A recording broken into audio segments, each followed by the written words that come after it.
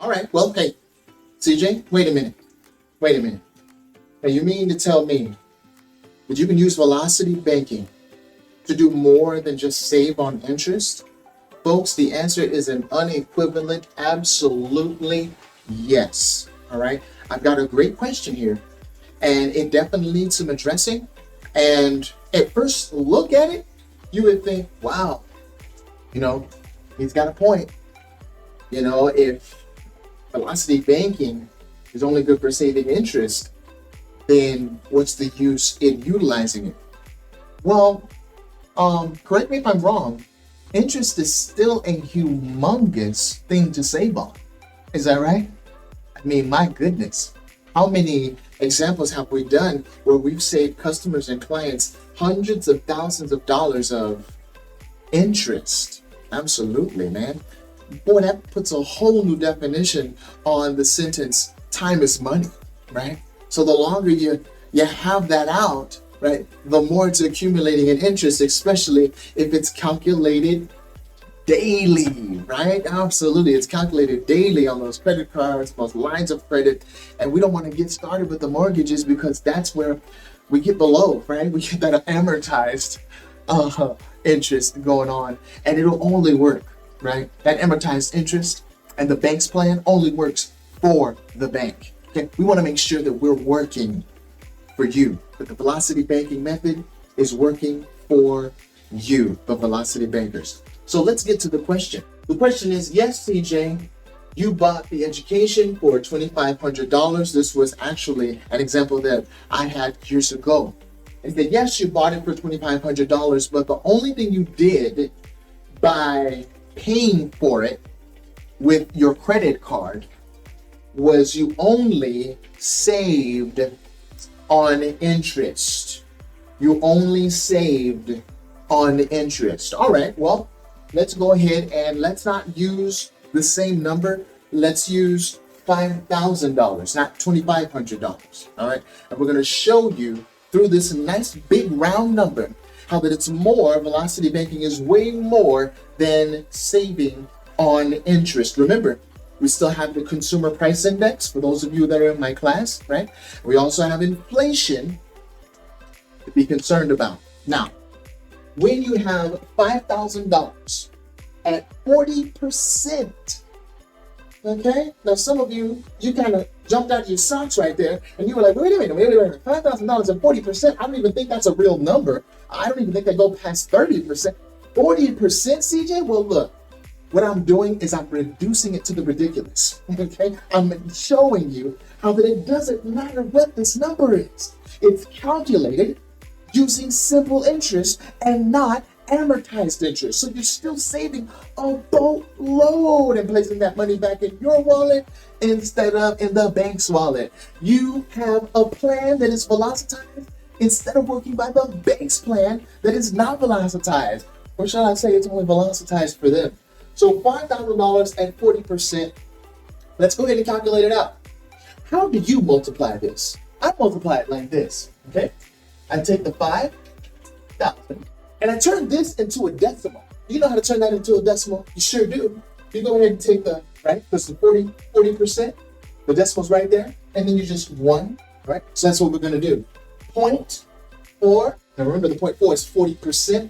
$5,000 multiplied by 40%. This is how I do it. I take the zeros and I put them all down. 1, 2, right, 3. And then I know this is going to be 20, so I just do it like that. All right. And so we know that, remember this is 0.4, so we're going to have the decimal right here, but then we have to add 1, right? We have to move that over because we only have 0.4. Okay, now if it was 0.49, it would be 2 decimal places over, but it's only 0.4, so let's do 1, okay? All right, so that's $2,000 in interest. Can somebody check me on that? All right, $2,000 in interest. $2,500 would be 50%, so that's 40%. All right, did you guys see that in my head? I was doing calculations in my head. So look, $2,000 in interest, right? But that's if you kept the balance at $5,000. I don't know what your income is. I don't know what your expenses are, but I do know the difference between the income and the expenses is your cash flow. Woo! And it's this number right here that's going to pay down that line of credit. Because when you get your income, where are you going to place it? Inside of the line of credit. Now, we're dealing with horrendous, astronomical, woo, don't get political, inflation, okay, and consumer price index. It's a concern, isn't it? I heard the last was, and I'm just gonna throw this number out here because I'm being nice, 5.5%. I know it's probably higher, folks, but hey, 5.5%, right, is inflation. So you add that on to this. Don't worry, we're not going to do the calculation, but I just want you to know that if we added it on to what we owe, the interest, $2,000, would you be paying back your money with a lower value dollar or a higher value dollar? What does inflation do? It devalues the dollar. Yes, it does. And so one thing that I didn't tell you, all right, and you're going to get excited about this, is that $5,000 is not yours. The $5,000 isn't yours. So when you spend this $5,000, you were spending someone else's $5,000. So what did you do when you freed up that $5,000? Now you have a $5,000 balance, but do you have a balance? Or do you have a new checking account? You have a new checking account. So how much money did you spend, right? Let's say, right, that it took you, throw out a number, 3 months to pay that off, right? Okay. So if it only took you 3 months to pay it off, right, how much of your money did you spend? Would you like to see? All right, let's do it. Okay, I'm not cutting this part out. Somebody said that I ruined the whole round, did you? Boom. $5,000 takes you 3 months to pay off. So what does that mean? That means we're going to go ahead and look at this number, the interest. So that interest is 12 months, right? That's 12 months, right? If you have the balance, $5,000 for 12 months. But since you only have it for 3 months, let's go ahead and do this. We're going to divide $2,000 by 12 months and get that monthly rate, okay? So $2,000 divided by 12, what is that? Somebody get that number for me. You got it? You got that number? All right, so you got it?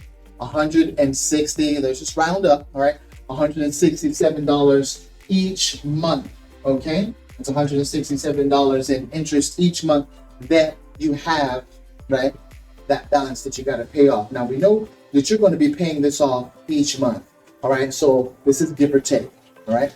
You're going to multiply that by 3 months though, because that's how much, right, you'll accumulate in interest. So it's by 3, what is that? That's about $500. Now, this number was 166.6666 repeating, okay? Repeating. So it's about $500 that you'll pay, all right? Are you following me? That you'll pay in total. Remember, because it's not your money that was lent to you, okay? Yeah, that's very important to realize. That's how you make money off of other people's money. It's allowed. That's what the banks do. Now, 500, they actually do a more sinister operation than that, and that class is going to be coming out soon. But $500 out of your pocket for a $5,000 expense. Isn't that beautiful? Huh? You paid it off in 3 months, and only you paid off $5,000 in 3 months, and only had to have $500 taken out of your pocket. I tell you what, man, $500 to borrow $5,000, that's a deal, right? Especially when the cash, especially when the money, especially when the capital wasn't yours. So see, that 40% is no big deal. I know a lot of you have like what, 17%. You know, some are 20%, 29%, 3%, 1%. And you know what? Homegirl even got a 0%. You're doing balance transfers and you're taking it to the next level. And so I just wanted to include this example and let them know, hey, remember, it's not only interest that you're saving on inflation as well, because you're not using your money. Folks, man, this $5,000 isn't yours. Remember, that $5,000 is doing this. That's why you can't put it in a savings or a checking account, because it's devalued. But when you use the credit card, it's not your money anyway. You're going to go ahead and get this education, increasing your value, right? And that's going to increase your money. All right. Do you see the science behind there? Man, you didn't take my class. I go into this. All right. And that puts you on the road to freedom. It's called leveraging. It's called velocity banking. Why spend $5,000 when you can spend $500?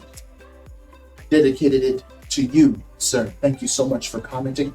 We appreciate you, Marcus. God bless you, and have a great day.